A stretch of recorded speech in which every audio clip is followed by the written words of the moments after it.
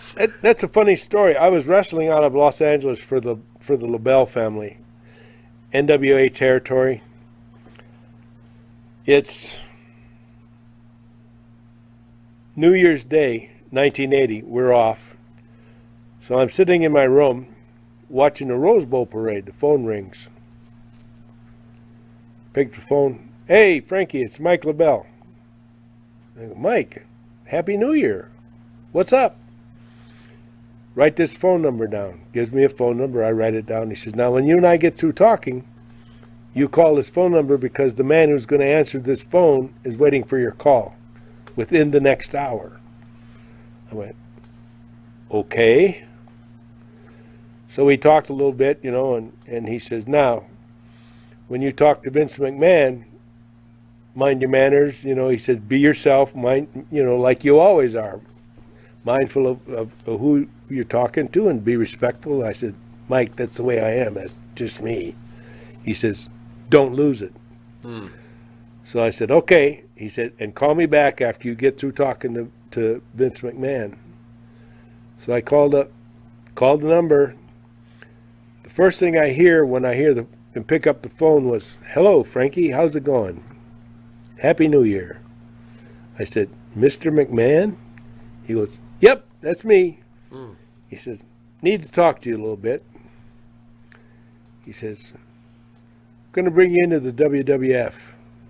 And I went, do what? He said, I'm going to bring you into the WWF. He says, it's not going to be soon. He says, but I'm working on with you right now. He said, we're probably looking at a year to 2 years before you come in. He said, and we're going to do something special with you. He says, we're going to shock a lot of people. I went, okay. So he went on, he laid out what I was to do for the next, till I got the call to go to New York, which was every 6 weeks I'm to report to him where I'm at, how much money I'm making, whether I'm being treated nicely or whatever. He said, if we run into any problems, I'll take care of it. And it was just the way I'll take care of it struck me as, you need to keep doing what you're doing, only do it better and better every time you do it. So, New Year's Day 1982, I'm wrestling out of Oklahoma for the McGurk promotion. My phone rings at in my house, my apartment. And it was George Scott, who was the main man for the McGurks. And he says, Frankie, he says, you need to call Vince McMahon. Here's the phone number. He says, I got you booked in New York. What he didn't know is that Vince and I had been talking for the past 2 years on a constant basis. So I got to talking to him, called Vince McMahon. He says, March 31st, your first TV date, be here. He says, call Eastern, get your airline tickets. We'll pay for your tickets when you get here. All you got to do is pay them when you get back. I went, yes, sir. So that's how I ended up in the WWF. But I guess what had been happening all along is from when I started working more than one day every 2 or 3 weeks in the AWA is somebody's seen something. Not only in AWA, but I'm assuming they've seen something in New York, they've seen something in LA, they've seen something in Oklahoma that I wasn't aware of.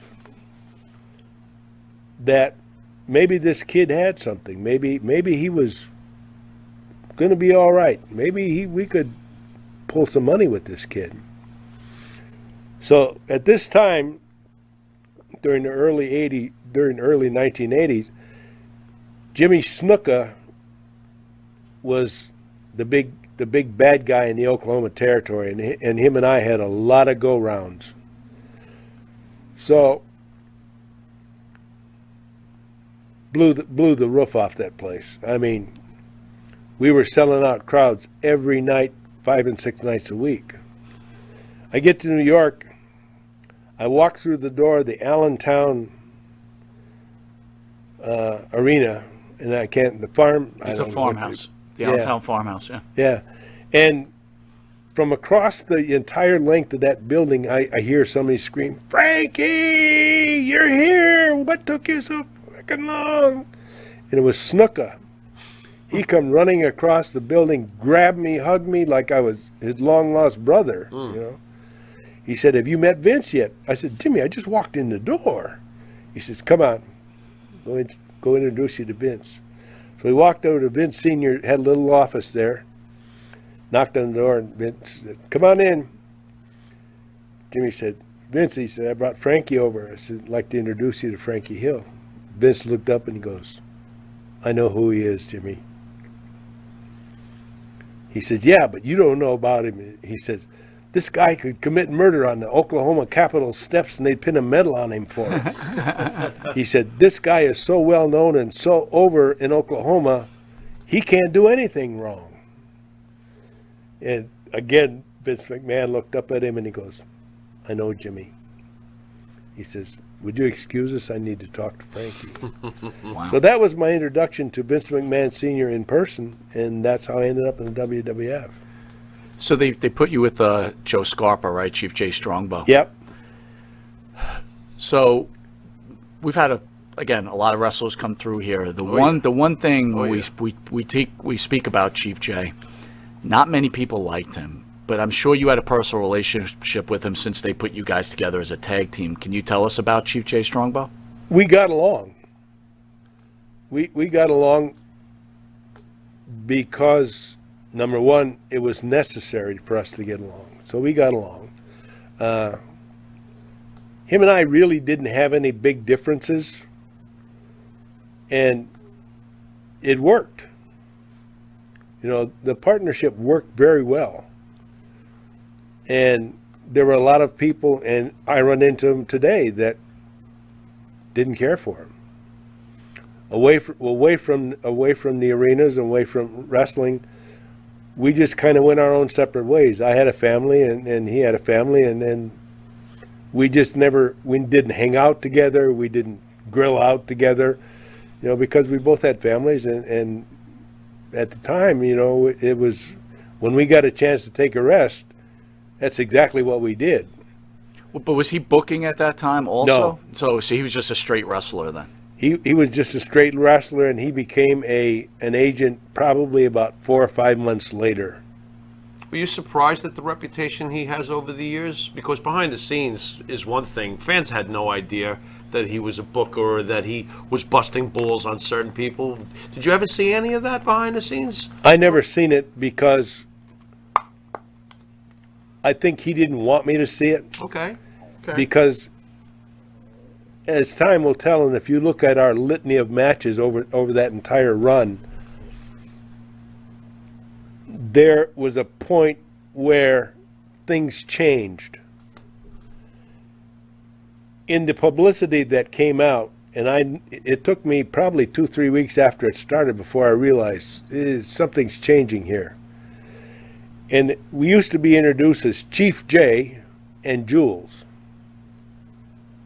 Then it went to Jules and Jay, the Strongbows. Mm-hmm. Then away from TV, it became Chief Jules and Chief Jay. So I think he may have felt a little bit that I was starting to rise above him. Mm. And I've talked to a few guys, you know, over the course of my entire career, who in effect told me that he couldn't hold a handle to me in the ring. And I said, you know, okay, I'm just trying to do my job and do the best I can so that we're all success. Mm-hmm. Because like I said before, we're all in this together. We've got to work together, and the harder we work together, the better the outcome's going to be for all of us. That was my philosophy then. That's my philosophy today. That's going to be my philosophy 10 years from now. One of the great illusions that Chief Jay Strongbow pulled off so well was that he was an Indian. I don't want to sound stupid, but when I found out he was Italian, I was like, "Oi, what was? Were you on to him? Did you walk in being of true tribe, like walk up to him and go, No. you don't seem Indian. I mean, were you on to it? Were you surprised when you found out he was Italian? I mean, like, what the? No. Just curious. Just curious. No. Amongst our people. Well, that figures it's wrestling, right? Well, yeah. But amongst our people, there is a recognition factor that all of us carry. Okay. If you put 10 people in front of me and put 2 Indians in the crowd who look like the rest of them, I'm pretty sure I can pick out the 2 Indians and leave the others behind. Fair enough. Yeah. You know, so I knew from probably the very start when he went into New York that he was not Indian. Mm-hmm. Wow. Mm-hmm. Were any of your family members like, this guy's not even a real? Did you get any kind of like, this guy's not even a real Indian? What's going on over there? Anybody say anything like, you know, what's the story with that? Not none of my family, Okay. but there are other people who are Native American who would ask me, you know, what are you doing with this guy? He's a pretend Indian. He's making spaghetti. What are you doing with this guy? He's making pasta. Eddie Alavodka, Chief Jules, eat up. All right, with that, we're going to take a quick commercial.